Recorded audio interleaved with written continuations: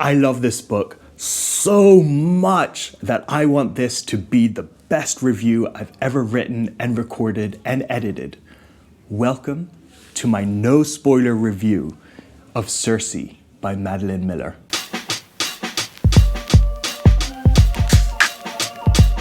I had some idea who Circe was. I recognized the name from the old-timey Greeky books. She was the Witch of Aiaia, the sorceress, the enchantress who appears in Homer's Odyssey. So just a quick bastardized account of Circe from the Odyssey.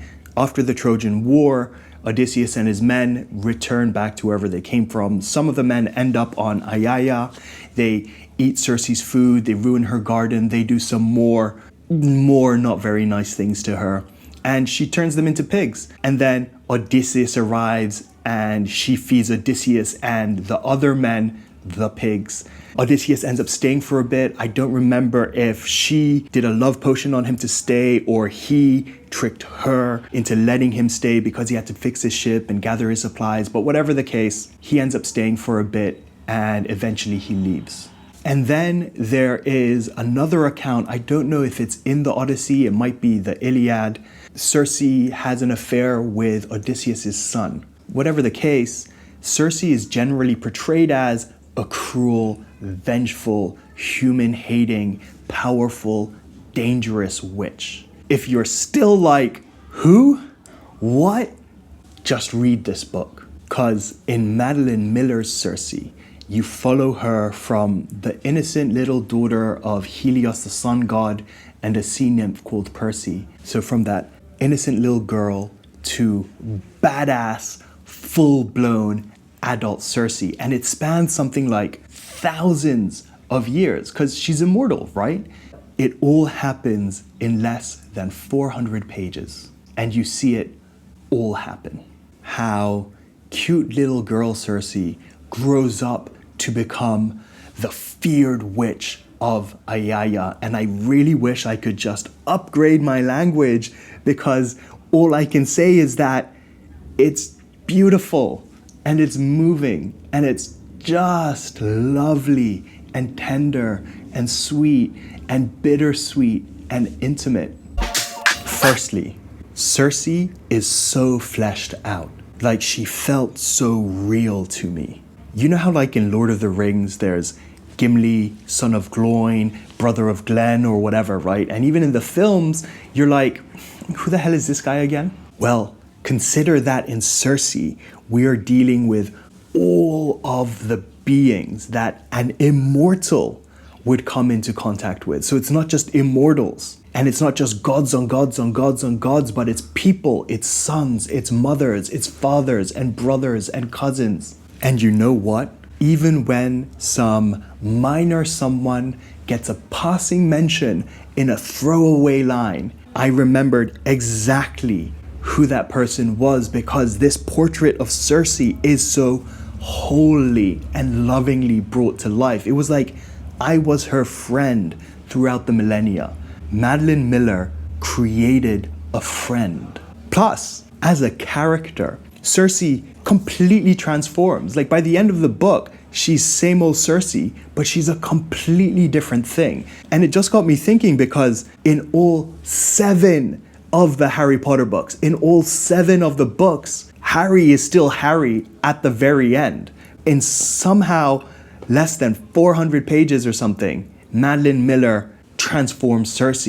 On top of that, she also manages to reconcile this new image of Circe, this compassionate, relatable Circe, with Homer's cold and detached and unfeeling witch. But it's not just how Circe grows, it's how Madeline Miller grows her. It's how Madeline Miller nurtures this character. And I'll get to the language next, but how Circe develops is kind of like how the book itself is written, because Madeline Miller writes so subtly, so plainly, so simply, and before your eyes, no tricks, nothing hidden, but as powerful as the seasons. Before you know it, it's winter. And so because of that, And in spite of the fact that Circe is just about Circe, the book feels epic. Secondly, the language. Madeline Miller writes in plain old English, normal English. She doesn't write in how you imagine those old-timey Homer books or Virgil books are written. I bet out of context, you could pick out a sentence from an Ovid or a Virgil, right? There's a certain flavor to them. And that flavor comes from the use of Homeric epithets or the crazy-ass Latin or Greek grammar, or just the references used that reflect the writer's or the character's worldview. Somehow, Circe's plain old normal English retains that ancient flavor. On the level of language alone, it's just beautiful. Madeline Miller can command such simple words in such a simple way to create such a devastatingly real portrait, human portrait of this immortal being that we can somehow relate to, and that is so essentially different to us, is incredible. Spellbinding. Madeline Miller casts a spell with her use of language, and she imbues her language with something only she can imbue it with. And it comes across hard. And what that is, it's love, it's dedication, it's commitment, and it's also her depth of knowledge. All of this for and about her characters. And the thing is, it's a love and dedication and a commitment and a depth of knowledge, not just for Circe, but all of the characters. Even though this book is basically just a first-person point of view diary entry for Circe, at times it literally is like, today I fed the pigs, today I harvested the potatoes. You will see the whole world through Circe's eyes. Zeus, Hermes, Apollo, whatever. I saw the toll of immortality on those gods because Circe felt it. They weren't anymore just capricious, unpredictable, timeless beings with impregnable motivations anymore. I get now why Athena was such a meddling dick. I had compassion for these gods. I felt for them. And like, how the hell did that happen? Glaucus, Scylla, Aedes, and the humans too. Penelope, Daedalus, Jason, Icarus, all Miss Miller's love. Before I knew it, I was feeling that love too. It just happened. Before you know it, it's spring. Finally, just very quickly, Circe is Madeline Miller's second book. Her first book, The Song of Achilles, that took her 10 years to write, also totally worth reading. Also unique, also filled with Madeline Miller's unique love. Her third book, coming soon, drumroll, and this is like, I'm so excited for this.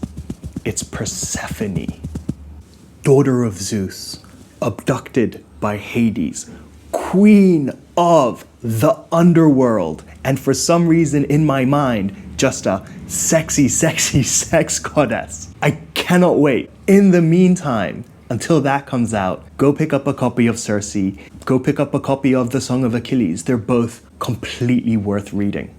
Like, share, subscribe.